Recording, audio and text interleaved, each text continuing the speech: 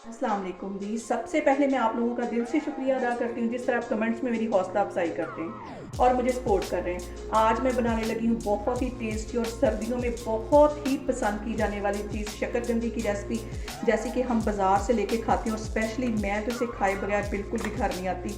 बहुत टेस्टी लगती है मुझे इसकी रेसिपी। बहुत ईजी तरीके से और बहुत डिफरेंट तरीके से आज मैं इसको बॉयल करना आपको बताऊँगी।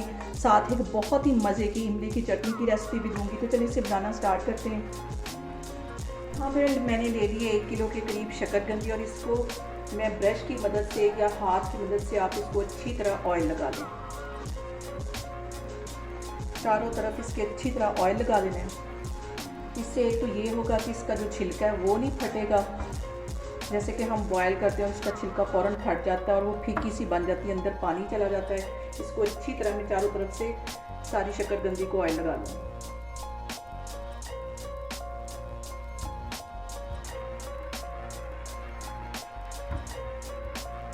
और हम जब भी घर में शकरकंदी बॉयल करते हैं, पानी में उसको बॉयल करते हैं, उसका जो सारा टेस्ट है वो ख़त्म हो जाता है, वो फीकी बन जाती है और बिल्कुल हलवा सा बन जाती है। आज मैं आपको बताऊंगी स्टीम में हमने शकरकंदी कैसे बनानी है।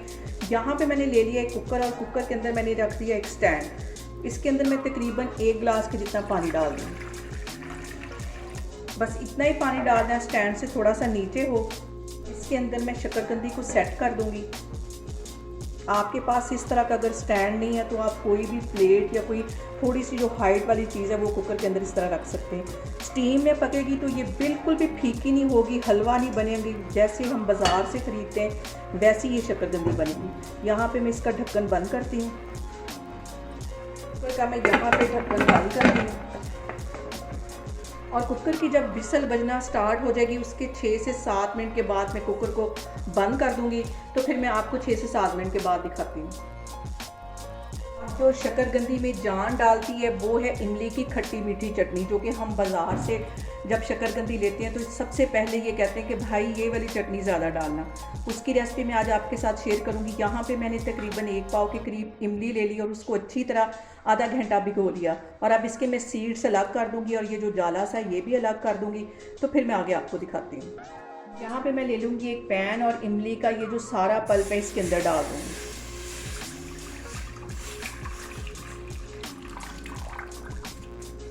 और अब इसके अंदर मैं कर दूंगी कुछ मसाले ऐड। आधा टीस्पून के करीब इसमें मैं नमक डाल दूंगी, आधा ही टीस्पून इसमें मैं रेड वाली मिर्च डाल दूंगी और आधा ही टीस्पून इसमें मैं ज़ीरा डाल दूंगी।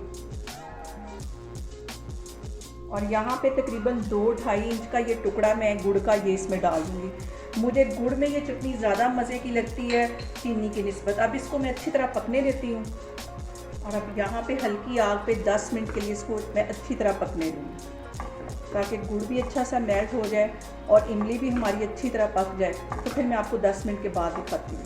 दूसरी साइड पे 1 टेबलस्पून के करीब मैंने कॉर्नफ्लावर ले लिया और उसमें 2 से 3 टेबलस्पून के करीब मैं पानी का डाल दूँगी और इसको अच्छी तरह मिक्स कर लूँगी। इसमें गुठलियाँ नहीं होनी चाहिए, इसकी अच्छी सी पेस्ट बना लूँगी ताकि ये हमारे जो इमली की चटनी उसको गाढ़ा कर सके।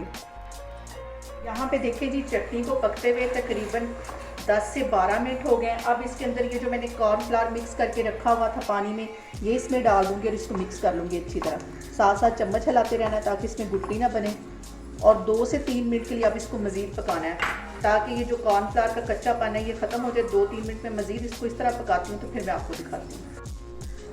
और यहाँ पे देखें जी, चटनी हमारी अच्छी तरह गाढ़ी हो गई है। 3-4 मिनट कॉर्नफ्लावर डालने के बाद मैंने इसको अच्छी तरह पका लिया। अब मैं यहाँ पे बंद करती हूँ और इसको थोड़ा सा ठंडा होने दूँगी। और सबसे जो अहम बात वो ये कि आपने मेरी रेसिपीज़ बनाते वक्त घबराना नहीं है, बिना स्किप किए आप मेरी वीडियोस देखें। इंशाल्लाह ताला आपकी चीज़ें भी ऐसे ही बनेंगी। यहाँ पे देखें जी, विसल को बजते हुए तकरीबन 7 से 8 मिनट हो गए। अब इसकी स्टीम निकलती है तो फिर मैं आपको दिखाती हूँ।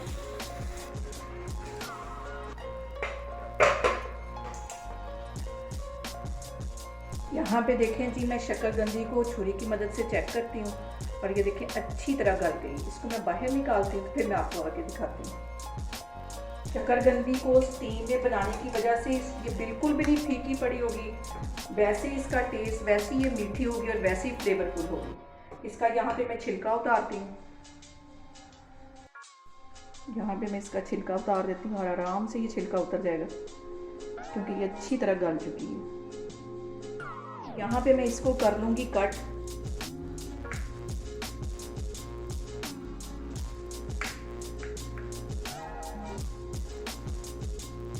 और शकरकंदी हम बाज़ार जैसी बना रहे हैं तो उसकी सर्विंग जो है वो भी बाज़ार जैसी होनी चाहिए। इसे मैंने डाल दिया डिस्पोजेबल मोल्स के अंदर। अब इसके अंदर मैं डालूँगी, कुछ के ऊपर मैं डालूँगी इमली की चटनी, कुछ के ऊपर मैं डालूँगी चाट मसाला, और इस पर मैं चाट मसाला भी डालूँगी और साथ ही इमली की चटनी भी डालूँगी। जैसे आपको पसंद हो वैसे आप इसको बना के खा सकते हैं। और इसके ऊपर मैं डालूँगी इमली की चटनी,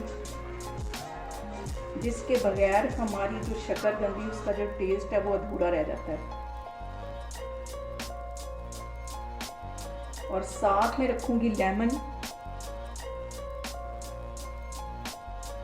बहुत ही इजी तरीके से, बहुत ही टेस्टी, घंटों उबालने से आपकी इससे जान छूट जाएगी। इस रेसिपी को ट्राई करें।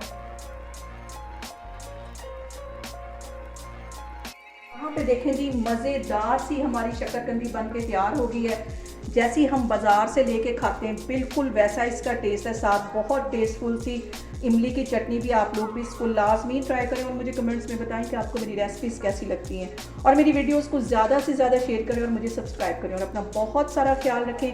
इंशाल्लाह ताला मैं एक और वीडियो में आपके सामने आऊँगी। अल्लाह हाफिज़।